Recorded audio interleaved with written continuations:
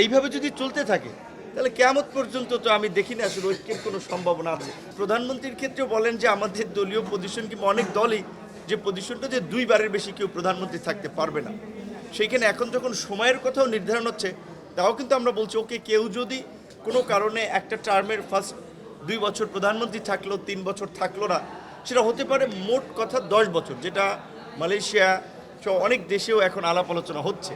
So সেই কারণে এই জায়গাতেও কিন্তু আমরা একমত হচ্ছে আমাদের পজিশন সরে এসে। কিন্তু এখানে দেখা যাচ্ছে যে আসলে কিছু কিছু দল একেবারেই তাদের রিজিড পজিশনে আছে, এবং সবচেয়ে আরও মানে আশ্চর্যজনক বিষয় হচ্ছে এটা তো একাধিক আলোচনার পর এইখানে একটা আলোচনা হচ্ছে যে যেখানে সবাই নিজেদের পজিশন থেকে সরেও বৃহত্তর স্বার্থে হাউজের আলোচনা একটা ঐক্যের জায়গায় আসবে।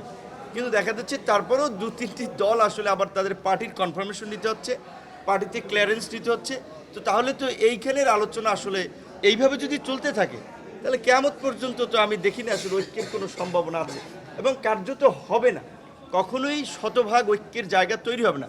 সেই জন্য কিন্তু আমরা বারবার বলেছি যে আপনি কতটুকু পর্যন্ত আলোচনায় একমত হলে আপনি সেটাকে ঐক্যমত বলবেন, কিংবা কতটি দল, কতটি সংগঠন, কতটুকু অন্যান্য অর্গানাইজেশনের মতামত থাকলে আপনি সেটাকে ঐক্য বলবেন, এইটার একটা মাপকাঠি বোধহয় ঐক্যমত কমিশনকে নির্ধারণ করা দরকার।